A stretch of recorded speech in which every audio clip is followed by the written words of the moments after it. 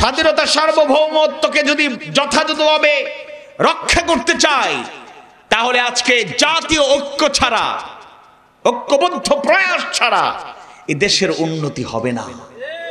পাকিস্তান থেকে আলাদা হওয়ার মূল স্পিরিট ছিল আমাদের বাক স্বাধীনতা চাই, চলার স্বাধীনতা চাই, জীবন যাপনের স্বাধীনতা চাই। আমরা অর্থনৈতিক শোষণ থেকে মুক্তি চাই, রাজনৈতিক নিপীড়ন থেকে মুক্তি চাই, সাংস্কৃতিক আগ্রাসন থেকে মুক্তি চাই। কিন্তু 52 বছর পরেও যখন আমাদের বাক স্বাধীনতা, আমরা কণ্ঠরোধের আওয়াজ দেখি, কথা বলার স্বাধীনতা থাকে না, সব জায়গায় রেস্ট্রিকশন দেখি, চলার নিরাপত্তা থাকে না, অর্থনৈতিক শোষণে আমরা শোষিত, তখন আমাদের কষ্টের আর কোন সীমা থাকে না। বলেন ঠিক কিনা? ডিসেম্বর মাস আসলেই আমাদের মধ্যে আবেগ অনুভূতি কাজ করে। যারা দেশপ্রেমিক, দেশকে যারা ভালোবাসি, পছন্দ করি, তাদের মধ্যে আলাদা একটা ফিলিংস কাজ করে।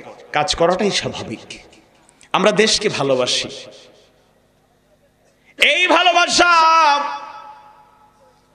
আমরা শিখেছি আল্লাহর রাসূলের কাছ থেকে। দেশকে ভালোবাসতে হয়, মাতৃভূমিকে পছন্দ করতে হয়, নিজের জন্মভূমির জন্য ত্যাগ আর কোরবানির নজরানা পেশ করতে হয়। আমরা শিখেছি সাহাবায়ে কেরামের জীবন থেকে, যুগে যুগে যারাই কোরআনকে আঁকড়ে ধরেছেন, হাদিস সুন্নাহকে আঁকড়ে ধরেছেন, তারা নিজেরাই নিজেদের মাতৃভূমি, জন্মভূমি, দেশকে কিভাবে ভালোবাসতে হয় সেই শিক্ষা দিয়ে গিয়েছেন। সুবহানাল্লাহ। 52 বছর হয়ে গেল আমরা বিজয় অর্জন করেছি।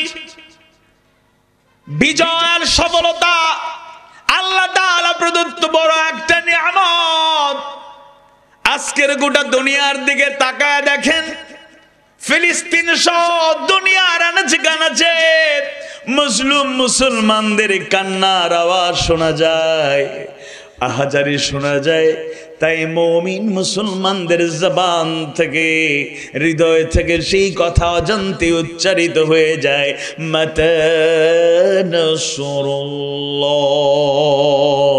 আল্লাহর সাহায্য কখন আসবে? অর্থাৎ আল্লাহর সাহায্য অত্যন্ত প্রয়োজন। সূরা সফের 13 নম্বর আয়াত কারিমায় যারা আল্লাহ এবং তার রাসূলের প্রতি ঈমান আনে এবং আল্লাহর পথে জান এবং মাল দিয়ে জিহাদ করে, 10 থেকে 13 নম্বর আয়াত যদি অধ্যয়ন করি তাহলে দেখব 4টা পুরস্কার আল্লাহ তাআলা ঘোষণা করেছেন। আর তন্মধ্যে 13 নম্বর আয়াতে কারিমায় এমন একটা পুরস্কারের ঘোষণা দিলেন যেটা সবচেয়ে আকাঙ্ক্ষিত, সবচেয়ে বেশি আমরা চাই। ওয়া উখরা তুহিব্বুনাহা নাসরুম মিনাল্লাহি ওয়া ফাতহুন করিব। নাসরুম মিনাল্লাহি ওয়া ফাতহুন করিব।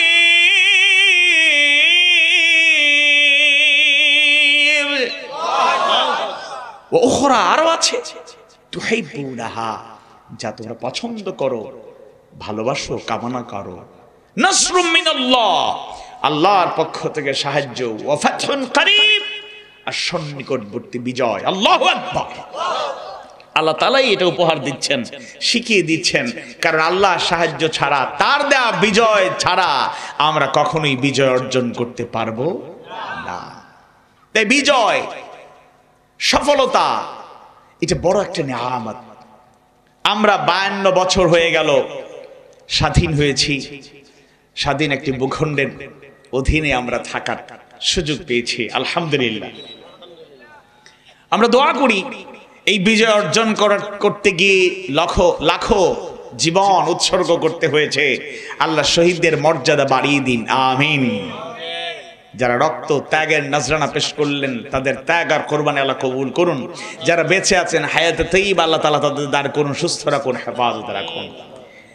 বিনয়ের সাথে এই অনুরোধটা করব, আমরা সবাই মিলে দেশটাকে ভালোবাসতে হবে। শুধু মেকি ভালোবাসা, অ্যাক্টিং নয়, বলবো আমরা ভালোবাসি আর ভেতরে ভেতরে দেশের 12টা বাজলেও কোনো টেনশন নাই, এরকম লোক বাংলাদেশে আছে না? নাই? কষ্ট পায় নাই? বক্তৃতা শুনলে মনে হয় তাদের চাইতে বড় দেশপ্রেমিক আর কেউ নাই, কিন্তু দেশের সম্পদ লুণ্ঠন করে মিলিয়ন না বিলিয়ন ডলার, মার্কিন ডলার জমা করতেছে। কেউ হাতছাড়া হয়ে যাওয়ার আশঙ্কার, কেউ জমা করে ঠিকই রেখে দিয়েছে। দেশপ্রেম নো নেভার।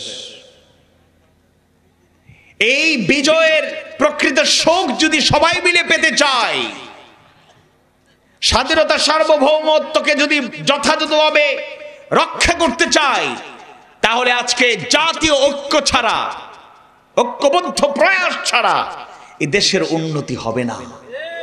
পাকিস্তান থেকে আলাদা হওয়ার মূল স্পিরিট ছিল আমাদের বাক স্বাধীনতা চাই, চলার স্বাধীনতা চাই, জীবন যাপনের স্বাধীনতা চাই। আমরা অর্থনৈতিক শোষণ থেকে মুক্তি চাই, রাজনৈতিক নিপীড়ন থেকে মুক্তি চাই, সাংস্কৃতিক আগ্রাসন থেকে মুক্তি চাই। কিন্তু 52 বছর পরেও যখন আমাদের বাক স্বাধীনতা, আমরা কণ্ঠরোধের আওয়াজ দেখি, কথা বলার স্বাধীনতা থাকে না, সব জায়গায় রেস্ট্রিকশন দেখি, চলার নিরাপত্তা থাকে না, অর্থনৈতিক শোষণে আমরা শোষিত, তখন আমাদের কষ্টের আর কোনো সীমা থাকে না। বলেন ঠিক কিনা? বক্তৃতায় দেশপ্রেম আমরা চাই না, আমরা কার্যত দেশপ্রেম চাই। আমাদের কনস্টিটিউশন, সংবিধান আমাদের যে স্বাধীনতা দিয়েছে, সেই স্বাধীনতা হরণ করার চেষ্টা করা হয়। গঠনমূলক সমালোচনা করার অধিকার আমাদের আছে, রাইটস আমাদের আছে, এরপর আমরা গঠনমূলক সমালোচনা করতে পারি না। তাহলে প্রশ্ন কি জাগে না অন্তরে, অন্ততপক্ষে এই চিন্তা কি জাগে না, আদৌ কি আমরা স্বাধীন দেশে আছি? সবাই ঠিক বলবেন না তো, কারণ কম্পন শুরু হয়ে যায়। এই নীরবতাই আমাদের বিপদের কারণ হয়ে দাঁড়িয়েছে। যেই দিন বীরের জাতি বীরের মতো নিজের অধিকার প্রতিষ্ঠার জন্য, মাথা উঁচু করে দাঁড়ানোর জন্য বীরের মতো হুঙ্কার দেবে, সেদিনই আমাদের প্রকৃত স্বাধীনতার বিজয় আসবে। পৃথিবীর কোন শক্তি আমাদের স্বকীয়তা, স্বাধীনতা হরণ করতে পারবে না।